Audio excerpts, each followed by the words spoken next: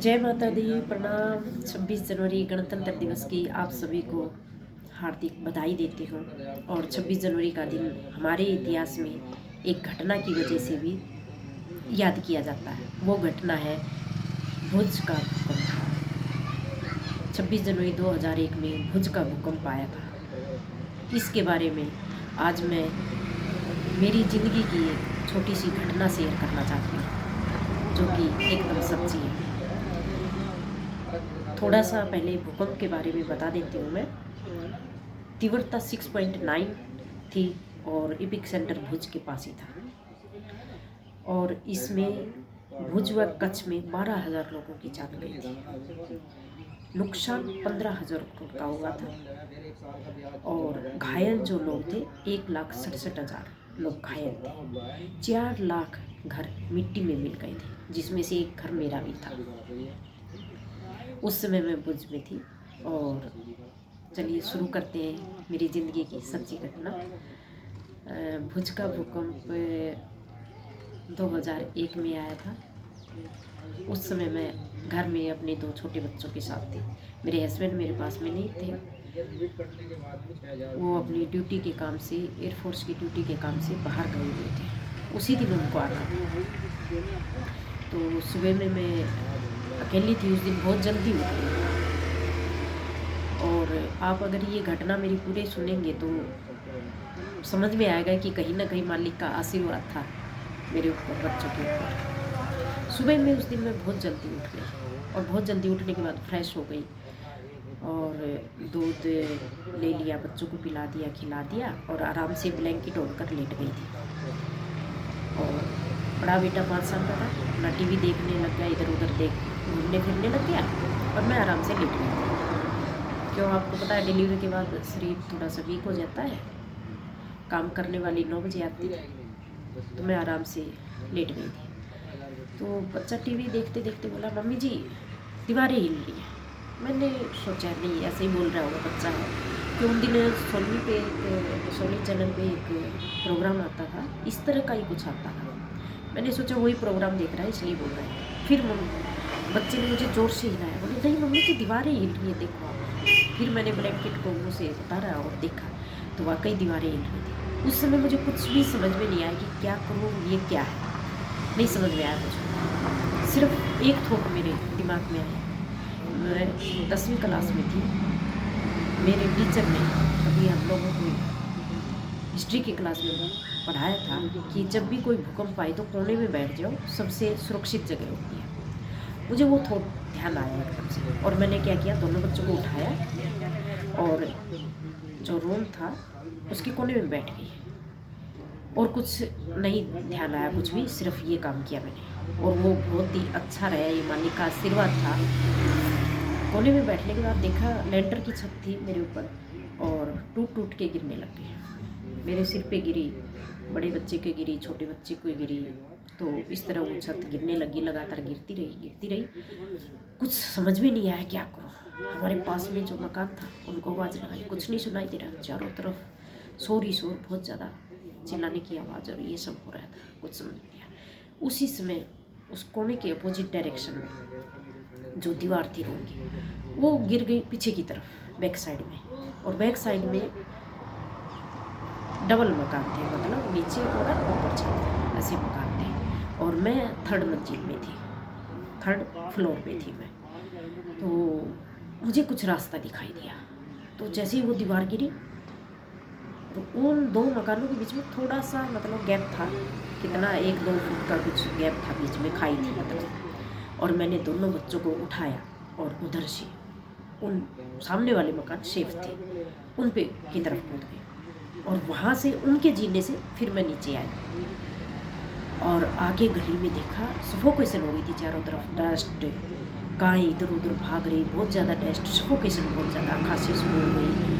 और बाहर निकलने के बाद देखा यहाँ तो कुछ भी नहीं है। जितनी हमारे सामने बिल्डिंग थी, अपार्टमेंट्स थे। भुज में अपार्टमेंट्स उस ज़माने में बहुत ज़्यादा होते थे। सारे ऐसे गिरे हुए जैसे गोबर का ढेर होता है, इस तरह से इस दशा में गिरे हुए थे। मेरे को कुछ समझ में नहीं आया। तब ये दिखाई दिया तो मैंने सोचा कि शायद दुनिया में मैं ही बची हूँ, कुछ है ही नहीं, या तो कुछ भी नहीं। ऐसा सोचने के बाद मैंने सोचा, नाइट ड्रेस में थी मैं, बच्चे भी नाइट सूट में थे, ना मेरे बदन पे कुछ कपड़ा था ओढ़ने के लिए। शरीर आपको पता है डिलीवरी का था, कुछ भी नहीं था कपड़ा शरीर में ओढ़ने के लिए। नाइट ड्रेस में थी, ना पैरों में चप्पल थी, ना बच्चों के चप्पल थी। फिर मैंने सोचा चलो हॉस्पिटल की तरफ चलते हैं। और जैसे ही जाने लगी तो बिजली की तारें सारी गिरी पड़ी रास्ते में। उस टाइम दिमाग ने तो काम किया कि बिजली की तारें, कहीं करंट होगा। घूम के बिल्कुल लंबा रास्ता तय करके मैं मेन रोड पे आ गई। मेन रोड पे आई, कोई मुझे मिल ही नहीं रहा, कोई नहीं मिल रहा। मुझे लग रहा कि मैं ही जिंदा हूँ, बस कोई नहीं जिंदा, कोई भी नहीं मिला। अच्छा, वहाँ फिर कोई गुजराती भाई स्कूटर से आ रहे थे, उनको मैंने हाथ दिया। मैं बोली भाई मुझे एयरफोर्स गेट पे प्लीज़ छोड़ के आ जाए। बोले नहीं बहन जी, मुझे मेरा परिवार संभालना है। मैं बोली भाई मैं रिक्वेस्ट करती हूँ, मुझे बच्ची को चोट ज़्यादा लगी है, मुझे एयरफोर्स गेट तक छोड़ के आ जाए। उन्होंने मुझे स्कूटर पर बिठाया और हमारा जो एयरफोर्स गेट था वहाँ पर उन्होंने मुझे छोड़ा। वहाँ के बाद मैं एयरफोर्स गेट से अंदर भी कम से कम 1 किलोमीटर का रास्ता था, बाहर मतलब 2 किलोमीटर का था, 3 किलोमीटर के करीब दूर हम लोग रहते थे। फिर वहाँ से मैं पैदल पैदल चल के हॉस्पिटल तक पहुँच गई जल्दी जल्दी, क्योंकि रास्ते में देखा कि मुझे कुछ नहीं इतना ध्यान था कि हम लोगों को कहाँ कहाँ चोट आई। बस मुझे ये था कि हॉस्पिटल पहुँचना। रास्ते में चलते चलते गोद में जो बच्चा था मैंने देखा वो सुस्त है, कुछ भी नहीं बोल रहा, ना रो रहा, ना कुछ, कोई क्रिया नहीं हो रही। मैंने उनकी डस्ट हम लोगों के चेहरे पर लग गई थी, ऐसे फूंक मारी चेहरे पे, तो देखा हाँ जिंदा है, पल के हिलाई उन्होंने बच्चे ने। तो मैंने सोचा चलो जिंदा है। जैसे तैसे हॉस्पिटल पहुंच गई। हॉस्पिटल पहुंचने के बाद वहाँ बिठा दिया गया सब लोगों को। बिठाने के बाद फिर किसी को पानी नहीं दे रही थी हॉस्पिटल में, पूरा हॉस्पिटल बाहर सेटअप कर दिया था तब तक। और वहाँ बैठ गई, बैठ चाटने के बाद, वहाँ बैठने के बाद देखा, बच्चे को दिखाया, बड़े बच्चे को दिखाया, छोटे को। फिर डॉक्टर आई, वो बाई फेस जानती थी कि उसी इसमें डिलीवरी हुई थी, तो उनको मैंने चेकअप करवाया कि मैडम बच्चे को चेक कर लो, जिंदा है कि मुर्दा, मुझे नहीं समझ में आ रहा। उन्होंने चेक किया, बोले नहीं बच्चा बिल्कुल ओके है, बिल्कुल ठीक है, कोई दिक्कत की बात नहीं है, आप बैठो। हम लोग वहाँ आराम से बैठ गए। हॉस्पिटल में एक शांति मिली कि चलो सेफ हम लोग। और फिर जैसे ही मैंने ऐसे सिर में ऐसे दर्द से, मैंने ऐसे किया, दिखा उंगलियाँ अंदर चली गई सिर में।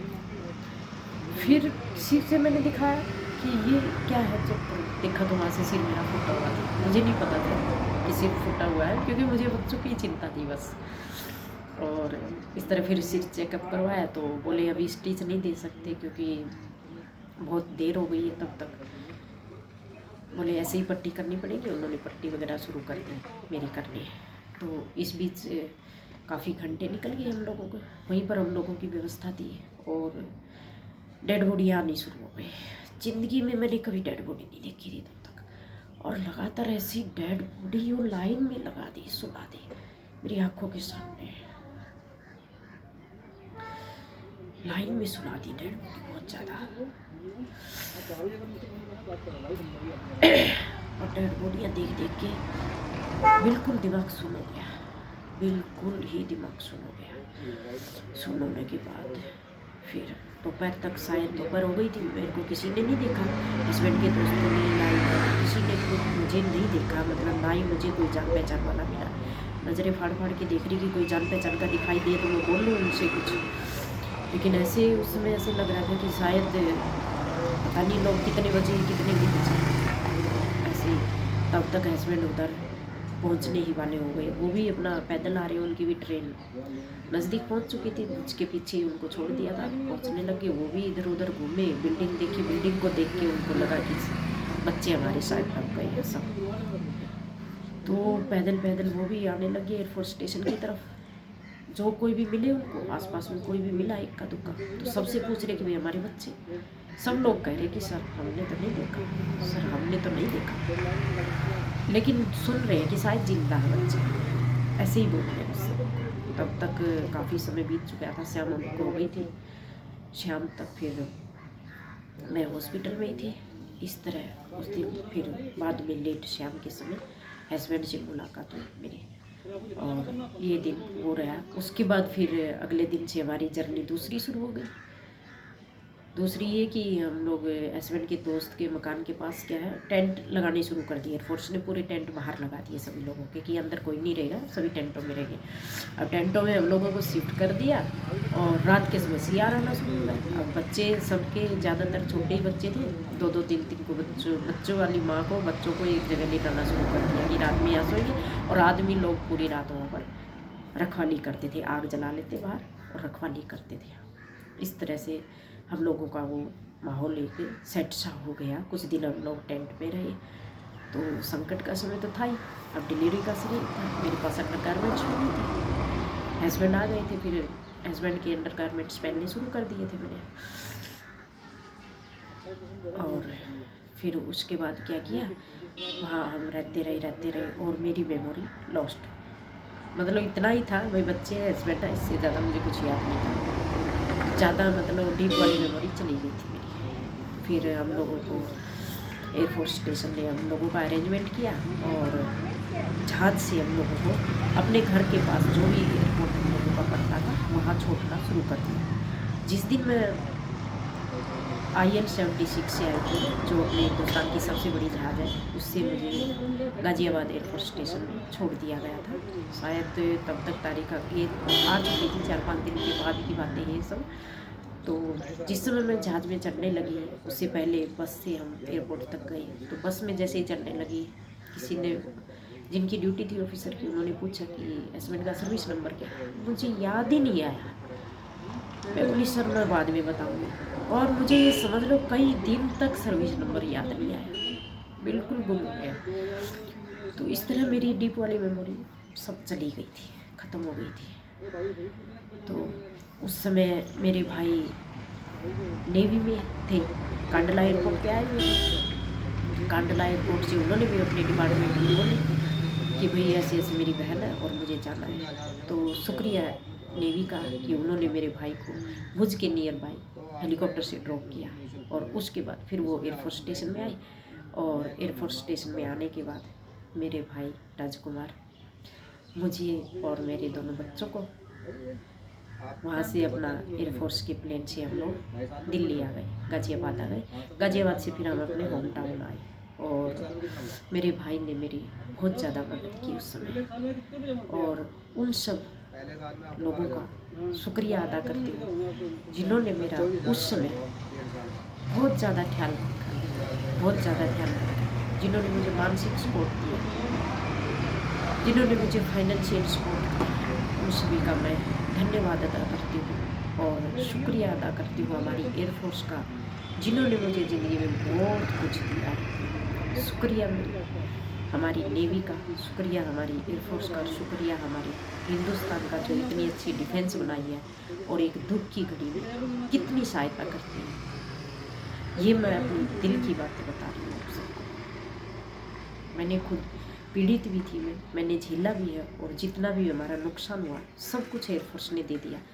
2001 में नया कलर टीवी था, स्कूटर नया था, सब कुछ नया था। तो वो सब हम लोगों को पैसा मिल गया था और बहुत मदद की एयरफोर्स ने। और एयरफोर्स की मैं आज भी शुक्रगुजार हूँ और रहूँगी, जिन्होंने मुझे इतना कुछ दिया। और शुक्रिया मेरे भाई का, जिन्होंने मेरी दुख की घड़ी में इतनी ज़्यादा मदद की।